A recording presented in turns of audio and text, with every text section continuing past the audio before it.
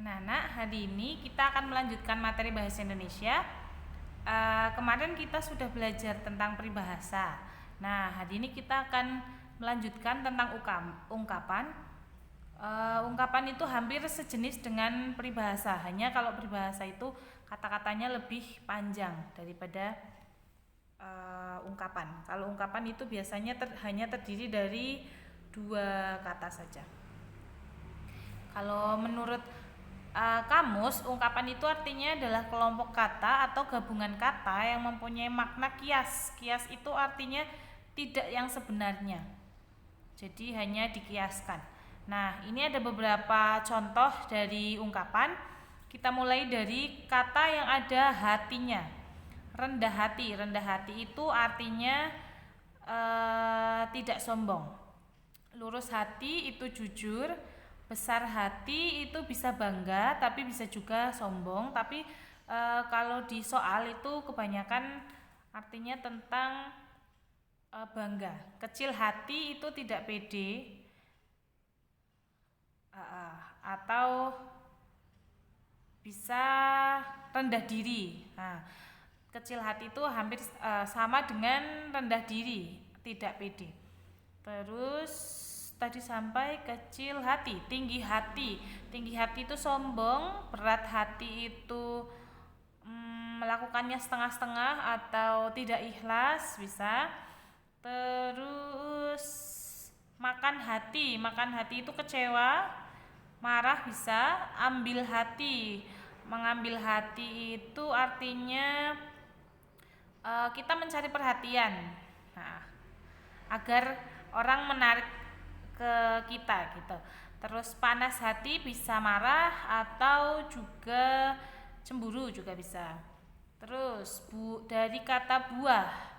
Ini hanya beberapa contoh ya. Kalau ungkapan yang sebenarnya itu banyak sekali. Buah tangan artinya oleh-oleh. Misalkan ibu dari Surabaya membawa oleh-oleh buah apel gitu misalkan. Oh, itu Malang ya, bukan Surabaya. Terus ada buah hati itu anak, buah pikiran adalah ide, buah pena itu karya, bisa berupa tulisan biasanya, misalkan cerita, terus puisi begitu. Buah bibir itu omongan, menjadi bahan omongan, bahan gunjingan atau bahan pergosipan begitu. Misalkan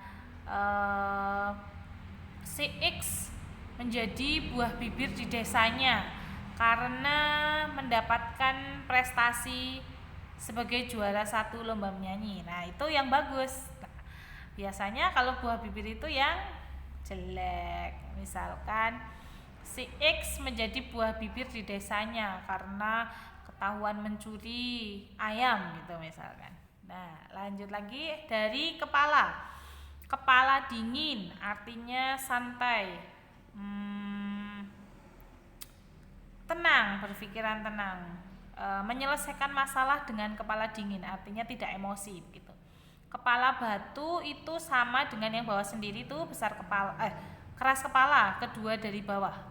Kepala batu sama dengan keras kepala, itu susah dikasih tahu, ngeyelan, bisa. Kepala udang. Udang itu kalau kalian pernah makan udang itu kepalanya kosong, jadi tidak ada isinya. Kepala kalau tidak ada isinya, kira-kira bagaimana? Artinya sama saja dengan kurang pintar gitu ya. Jadi yang namanya ungkapan itu sama dengan peribahasa. Kita bisa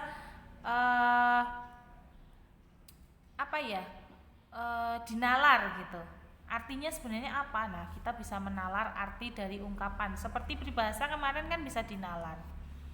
Lanjut dari kata tangan. Buah tangan tadi sudah, oleh-oleh. Kaki tangan itu sama dengan tangan kanan ini ya. Artinya orang kepercayaan.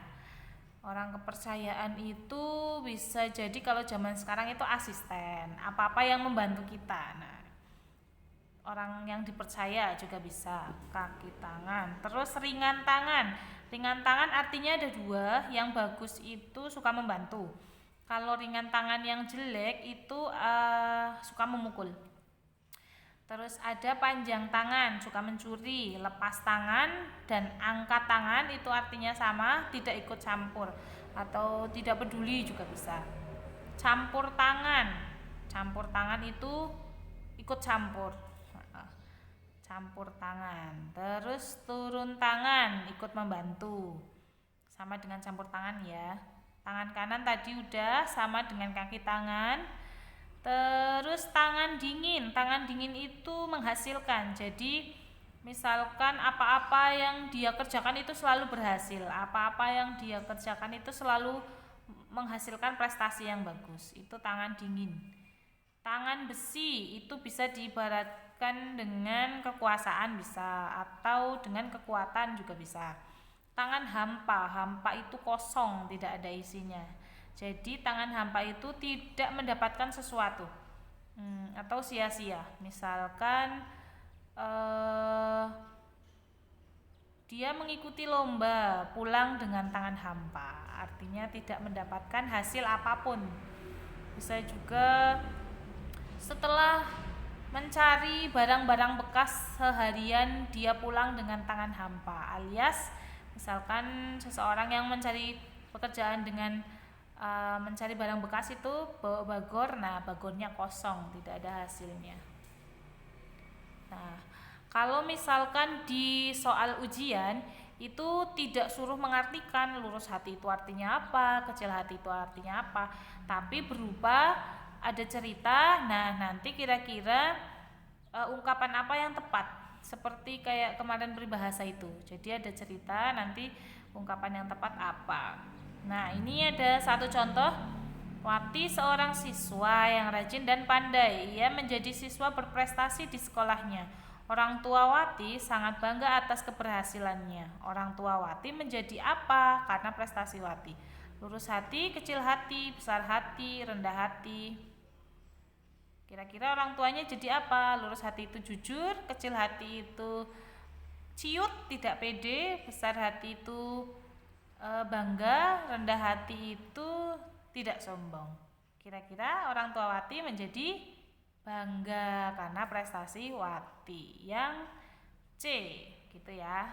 Semoga dapat dipahami dan dapat menjalankan atau mengerjakan latihannya dengan baik dan benar.